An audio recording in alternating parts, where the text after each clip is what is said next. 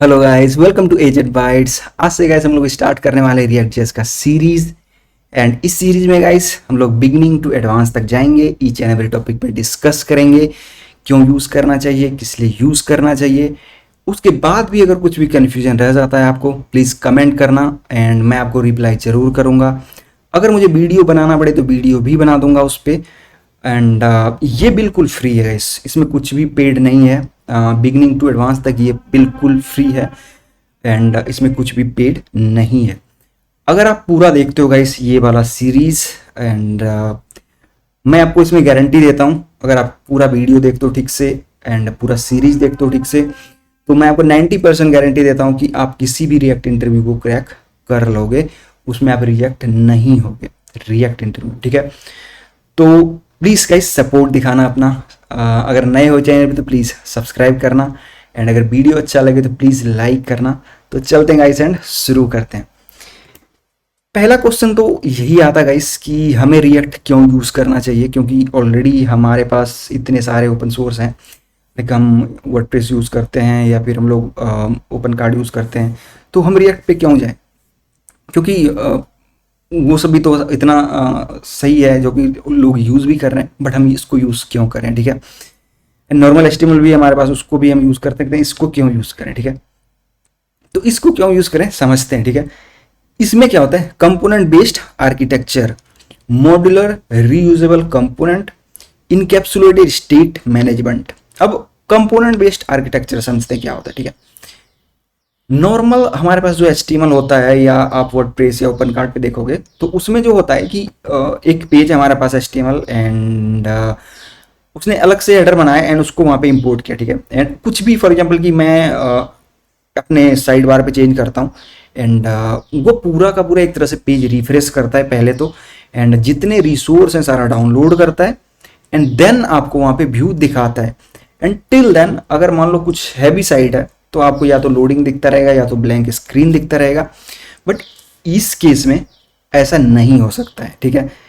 आप एक तरह से आप अपने एप्लीकेशन के परफॉर्मेंस को थोड़ा और इम्प्रूव कर सकते हो यहाँ पे आके।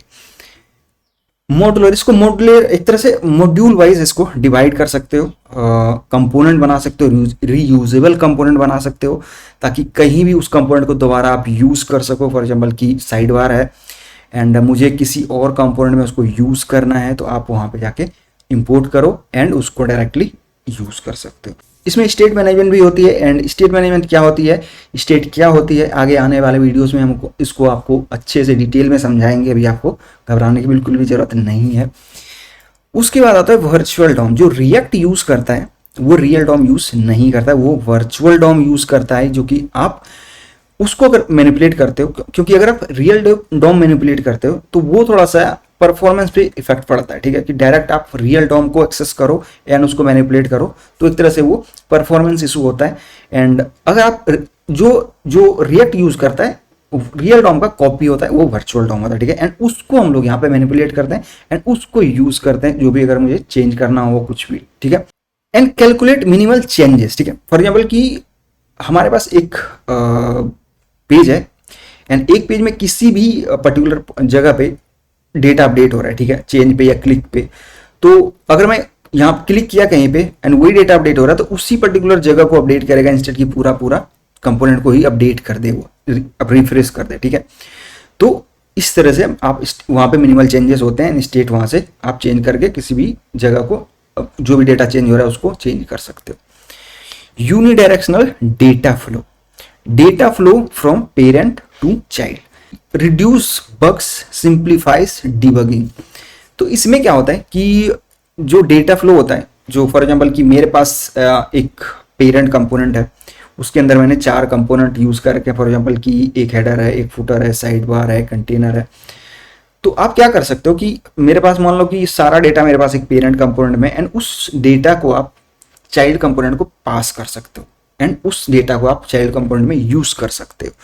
तो इसी को बोलते हैं आप डेटा फ्लो, जो आप पेरेंट टू चाइल्ड कितने भी चाइल्ड में पास कर सकते हो, एज अप टू यू।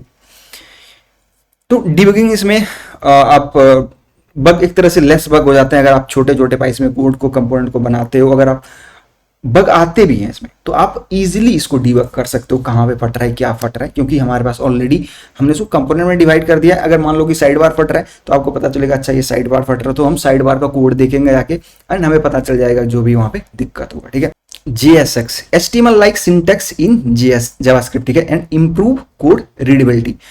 तो रिएक्ट जो आप कंपोनेंट बनाते हो एंड जो वहाँ से रिटर्न होता है वो एक तरह से JSX ही होता है। एंड JSX क्या होता है आगे आने वाले वीडियोस में अभी आप समझाएंगे, या फिर अभी इसको समझाएंगे आपको, एंड आगे आने वाले वीडियोस में आपको दिखाएंगे भी एग्जाम्पल से भी कि इसी को JSX बोलते हैं एंड ये कितना कॉम्प्लेक्स हो सकता है एंड कितना आप उसको सही से बना सकते हो। ठीक है, इम्प्रूव कोड रीडेबिलिटी, तो एक तरह से जो JSX होता है हाई लेवल व्यू में कि जावास्क्रिप्ट के साथ ही आप HTML लिख सकते हो एंड उसको जो किसी भी फंक्शन या किसी भी कंपोनेंट से रिटर्न करते हो तो वो एक तरह से रिएक्ट का कंपोनेंट होता है वहाँ पे। एक्टिव कम्युनिटी, इसका जो कम्युनिटी है थोड़ा नहीं बहुत ही ज़्यादा एक्टिव है, थोड़ा क्या बहुत ही ज़्यादा एक्टिव है एंड कुछ भी बग होता है, कुछ भी अपडेट होता है तो आप वहाँ पे गिटहब पे जाओगे इसकी रिएक्ट के एंड वहाँ पे आप देख सकते हो। अगर आपको भी कंट्रीब्यूट करना है तो आप वहाँ पे कंट्रीब्यूट भी कर सकते हो। तो एक तरह से लार्ज कम्युनिटी है एंड इसको जो कंटिन्यूस इंप्रूवमेंट जैसे कि आप समझ रहे हो अभी रिएक्ट 18 है, अभी रिएक्ट 19 आने ही वाला है एंड उसमें बहुत सारे जो नए फीचर्स हैं, नए चीज़ें हैं उसमें ऐड हुई है एंड अगर उस पर आप मेरे चैनल पे रहोगे तो आपको अपडेट मिलता रहेगा इसका कंटिन्यूसली, जो भी अपडेट आएगा। अभी हमने समझा वाई रिएक्ट, हमें रिएक्ट क्यों यूज़ करना चाहिए। अब समझते हैं हम लोग व्हाट इज रिएक्ट। रिएक्ट क्या है? React is a very popular component-based, state-driven, open-source front-end JavaScript library for building user interfaces that allow developer to build reusable UI component, and it's developed by Facebook. तो React.js का use करके एक तरह से एक component based architecture आप बना सकते हो, जो हमने अभी बताया आपको। स्टेट ड्रिवन क्या होता है समझाएंगे आपको। Open source front end library, एक तरह से open source front end library है जो कि मैंने आपको बताया। गिटहब पे आप जाके देख सकते हो, आपको अगर कंट्रीब्यूट करना है तो वहाँ पे आप कंट्रीब्यूट भी कर सकते हो। That allow developer to build reusable UI component, तो इसमें आप रीयूजेबल भी यूआई इसका कंपोनेंट इसका बना सकते हो एंड कहीं भी उसको यूज कर सकते हो अपने हिसाब से। ठीक है, तो इसी को बोलते हैं हम लोग React. Why React, what is React? ठीक है, component based in React we can break down the UI into smaller components, जैसे कि मैंने आपको बताया। each component can have its own states और props, जो कि मैंने आप अभी state और props के वाले हम लोग आगे आने वाले वीडियोस में समझेंगे। अभी बिल्कुल भी घबराने की जरूरत नहीं है आपको। to create React component you still need to convert the data to JSX elements। ठीक है, to achieve this we will have to map over the data and return a JSX element। ठीक है, तो जो रिएक्ट आप component बनाते हो वहां से जो आप रिटर्न करते हो वो JSX रिटर्न करते हो। एंड JSX एक तरह से मैंने आपको जैसे बताया कि combination of HTML and JavaScript, उसी को हम लोग JSX बोलते हैं, आगे आपको समझाएंगे भी। ठीक है, state driven in React state referred internal data of a component. तो मेरे पास एक कंपोनेंट है, फॉर एग्जाम्पल की हेडर है या साइड बार है एंड उस साइड बार में मेरे पास 10 पोस्ट है एंड उसका जो डेटा है उस पर्टिकुलर उसी कंपोनेंट में साइड बार में ही है। ठीक है, एंड उसको जब भी चेंज करेंगे तो वो साइड बार जो हमारा डेटा है वो चेंज हो जाएगा। तो यही बोल रहा है it is use to store manage data that can change over a time and affect the behaviour of a component. तो जब भी मेरा वो साइड बार का डेटा चेंज होगा तो हमारा कंपोनेंट इफेक्ट होगा एंड वो डेटा ऑटोमेटिकली वहाँ पे रिफ्लेक्ट हो जाएगा साइड बार में ही, और जो हमारा सारा कंपोनेंट है उस पर कोई भी इफेक्ट रिफ्रेश या पेज रिफ्रेश नहीं होगा। तो इसी को बोलते हैं हम लोग स्टेट ड्रिवन। स्टेट को हम आने वाले कुछ वीडियोस में डिटेल में आपको समझाएंगे भी, आपको अभी घबराने की जरूरत नहीं है। JSX समझ लेते हैं क्या है। JSX is a JavaScript extension syntax used in React to easily write HTML and JavaScript together। तो JSX की मदद से हम HTML एंड जो हमारा JavaScript है उसको हम लोग साथ में लिख सकते हैं। कैसा होता है, फॉर एग्जाम्पल कि ये मेरा एक const JSX equal to h1 and ये है, तो इसी को हम लोग एक तरह से बोलो, हम पहले क्या करते थे जावास्क्रिप्ट में कि हम लोग यहाँ पे कोई वेरिएबल लिए एंड इसको स्ट्रिंग ऑब्जेक्ट कुछ भी असाइन कर सकते थे।